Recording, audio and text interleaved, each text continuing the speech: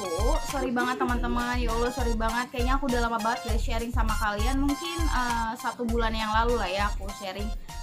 Sorry ya, karena aku lagi alhamdulillah disibukkan di lembaga bimbingan belajarku sendiri teman-teman. Jadi aku lagi ada project bikin kelompok belajar di kampungku gitu, tepatnya di Rangkas Bitung, Lebak, Banten. Karena kan dulu Minomi Course ini kita adakan di Tangerang Selatan atau Ciputat dekat Jakarta lah ya.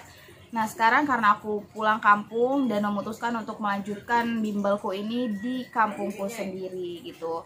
Nah, dan di video kali ini aku tuh rasanya kayak pengen sharing aja gitu ke kalian. Mungkin kalau misalnya teman-teman yang udah punya lembaga pengen juga nih gimana caranya bikin kelompok belajar gitu di lembaga kalian.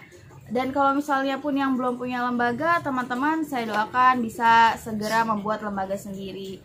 Kan kita maunya tuh ini ya, membuka lowongan pekerjaan untuk orang lain juga kan gitu.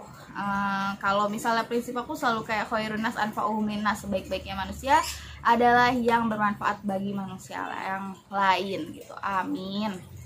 So langsung aja ya. Aku mau sharing ke kalian tentang tips and triknya gitu, dan step by stepnya gimana sih kalau misalnya mau bikin kelompok belajar. Makanya simak video ini sampai habis dan jangan di skip ya teman-teman. Nah teman-teman, kalau misalnya kita mau bikin kelompok belajar atau kita mau memutuskan bikin lembaga, jangan lupa untuk manajemen sebaik mungkin atau serapih mungkin dan yang jelas terkonsep gitu. Nah oke, aku kasih tahu untuk bikin kelompok belajar itu yang pertama apa yang harus kalian lakukan. Pertama adalah tentukan kelas apa yang mau kamu buka. Oke, contohnya kalau misalnya di Minomi Course itu lebih fokus ke mata pelajaran bahasa Inggris, calistung, mengaji gitu. Untuk saat ini hanya 3 mata pelajaran itu dulu yang kita fokuskan. Mungkin nanti kalau misalnya udah ternyata banyak muridnya, terus udah banyak tutornya, aku bisa fokus di materi-materi yang lain gitu teman-teman. Dan yang jelas yang pertama adalah kalian mau fokus di materi apa. Misalnya yang diunggulkan di lembaga kalian adalah untuk kelas matematika, IPA, IPS atau whatever you want pokoknya ya. Kedua adalah terkait waktu. Nah untuk waktu ini teman-teman harus banget sih. Ini harus ditentukan Kak. Kira-kira nih lembaga kalian itu akan mengadakan kelompok belajar di hari apa, jam berapa, dan mulainya tanggal berapa gitu, oke? Nah, example like this. Di Minomi Course itu kita buka di setiap tanggal 13 awal bulan gitu. Itu kondisional ya, bisa nanti sewaktu-waktu bisa berubah gitu. Dan kemudian untuk saat ini kita masih buka di hari Sabtu sama Minggu. Next, nanti bakal buka di hari Kamis Jumat, misal kayak gitu. Untuk jam-jamnya kayak gini teman-teman.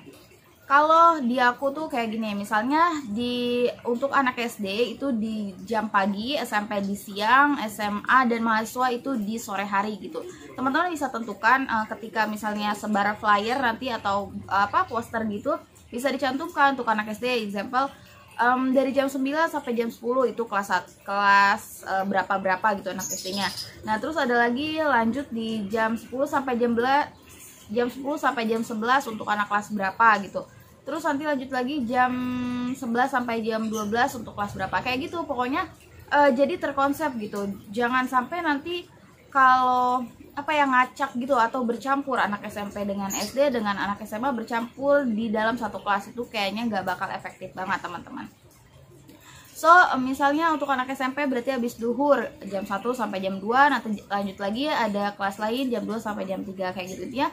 Kayak terkonsep gitu loh, guys. Nah, terus untuk tanggal belajar gini.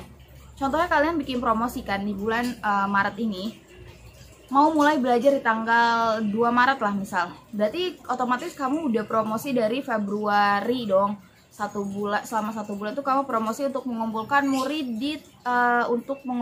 murid yang akan belajar di tanggal 2 Maret ini teman-teman. Jadi ya udah ada jadwalnya aja gitu. Jadinya enak gitu, nanti ketahuan untuk bulan Maret itu sesuainya dapat segini gitu. Nanti kita buka lagi pendaftaran untuk bulan Maret April ya.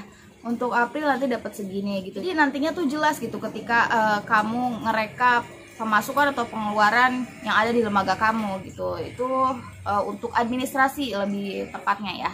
Yang ketiga adalah kalian pikirin juga kira-kira kelompok belajar ini kalian mau diadakan di mana. Example kamu mau nyewa, it's okay fine kalau misalnya mau nyewa ya nggak apa-apa gitu, nggak apa-apa juga. Nah terus kemudian yang kedua, misal kamu mau pakai fasilitas sendiri atau rumah sendiri, itu lebih bagus karena kita tidak akan mengeluarkan banyak pengeluaran lah ya gitu di lembaga kalian. Jadi kalau misalnya kita pakai rumah sendiri yang ada gitu, atau rumah yang masih bareng sama orang tua gitu, bisa gunakan itu. Nah terus kemudian juga konsepnya, kira-kira untuk kelas di lembaga kalian itu mau konsep indoor gitu, maksudnya kayak kelas beneran kelas kayak sekolah-sekolah yang lain, atau mau outdoor gitu. Jadi kalau di Minomi Course ini lebih fokus ke kelas bernuansa alam, jadinya kita nggak di dalam kelas gitu loh teman-teman. Yang jelas kelasnya itu outdoor, terbuka gitu ya, dan disuguhi dengan pemandangan-pemandangan alam gitu, contohnya kayak gini. Oke, nah jadi kalian bisa sesuaikan aja, kira-kira kalian mau kelasnya bernuansa apa gitu ya. Jadi ditemakan gitu, biar jadi apa ya, biar nanti apa sih perbedaan dari lembaga kamu sama lembaga X gitu. Jadi nanti ada yang ditonjolkan. Yang keempat adalah mulai kalian menentukan biaya lesnya. Kira-kira kira-kira kalau misalnya les di lembaga kalian ini yang diunggulkan misal matematika kan. Nah, untuk matematika ini per bulan kalian berapa gitu. Langsung aja langsung diiniin aja, dipasang di posternya gitu pas misal kalian promosi. Nah, kalau di Minomi Course itu kayak gini teman-teman. Jadi per bulan adalah 200.000 itu per anak ya. Yang jelas per anaknya bayar 200.000 itu selama 1 bulan. Per 8 kali pertemuan, itu masuknya berarti Sabtu sama Minggu aja. Terus jangan lupa juga teman-teman untuk memberikan kwitansi ketika misalnya murid sudah selesai bayar atau lunas gitu. Misal nih ada orang tua atau murid yang bayar 200.000, kalian langsung kwitansi gitu, ada kwitansinya. Jadi lebih jelas, formal atau tersusun gitu ya administrasinya gitu. Terus langsung nanti dicatat di pengeluaran di pemasukan lembaga kalian. Nanti itu direkapnya bisa nantilah di malam hari setelah kalian selesai kegiatan belajar mengajar. Oke, kita lanjut ya. Nah, yang kelima adalah modul, teman-teman. Modul itu sebenarnya kalian bisa sambil berjalan ya. Maksudnya kayak kalian sudah memutuskan untuk bikin kelompok belajar, terus untuk masalah modul gak usah nunggu harus beres dulu sih. Jadi contohnya nih kita pertemuan Sabtu sama Minggu gitu. Jadi teman-teman bisa bikin di hari Kamis, misal untuk pertemuan pertama dan pertemuan kedua gitu. Jadi kayak berjalan aja. Soalnya kalau misal kita nungguin modul tuh harus beres dulu gitu, mungkin kayak nggak bakal jalan-jalan karena nanti kita kayak mager gitu. Jadi mendingan kayak berjalan aja gitu. Udah mau les di Kamisnya kalian udah siap-siap gitu. Jadi bikin modulnya langsung aja ditulis, ada pertemuan pertama, pertemuan kedua, pertemuan ketiga, kayak gitu teman-teman. Jadi kayak dibagiin aja kertasnya. Yang keenam adalah jangan lupa untuk bikin poster untuk ini kalian promosi ya, atau iklan untuk di-share di media sosial kalian gitu. Untuk poster kalian bisa sekreatif sendiri.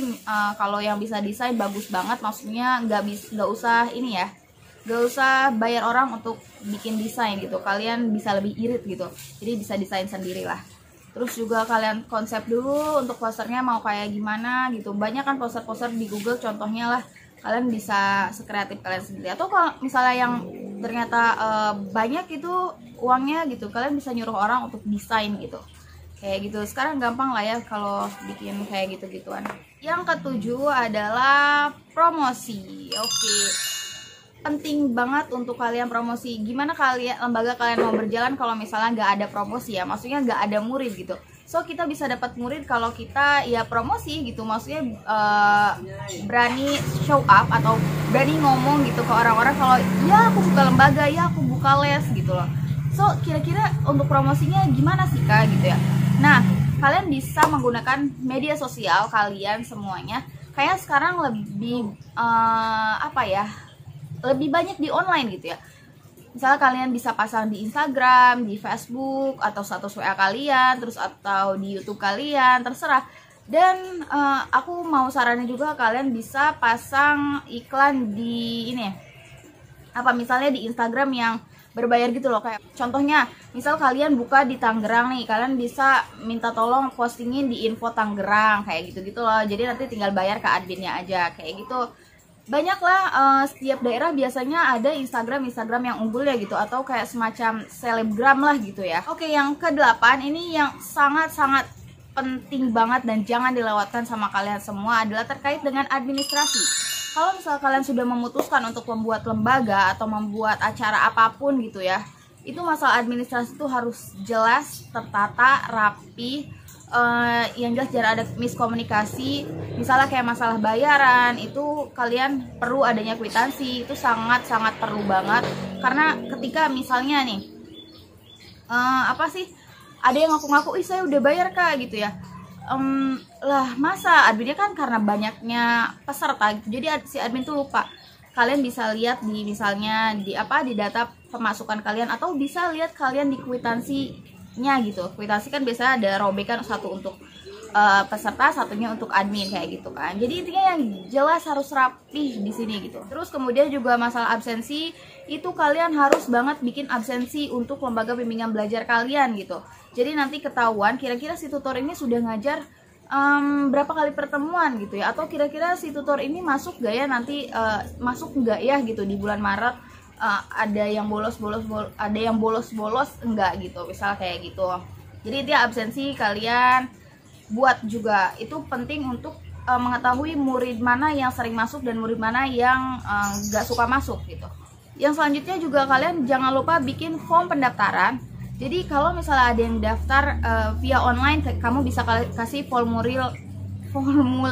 formulir online dulu. Nah terus kalau misalnya ada yang daftar offline, kamu bisa langsung kasih kertasnya gitu. Ataupun yang online juga aku biasa kayak gini, jadi diisi online dulu, nanti kalau misalnya udah masuk nih kelas pertemuan pertama, kamu bisa kasih kertas lagi gitu untuk ada data yang offline dan juga online kayak gitu teman-teman. Udah ya, kayaknya ini juga udah cukup gitu, jadi teman-teman bisa langsung praktekkan aja gitu, dan ini kayaknya sangat mudah sekali untuk kalian langsung kerjakan, karena step by stepnya juga sangat mudah insya Allah gitu teman-teman ya. Nah intinya semangat buat kalian. Gini loh teman-teman, kalau misalnya kalian punya keinginan, do it gitu, langsung aja dikerjain, gak usah banyak mikir. Karena nanti kalau misalnya kalian banyak mikir, kayak ngulur-ngulur waktu gitu, terus akhirnya nggak jadi gitu. So menurut aku langsung aja kamu ikutin step by stepnya ya. Semangat dan jangan lupa bahagia. Oke, buat yang mau sharing langsung aja tulis di kolom komentar. Thank you for watching, jangan lupa untuk like, comment, dan subscribe. See you in the next video. Bye.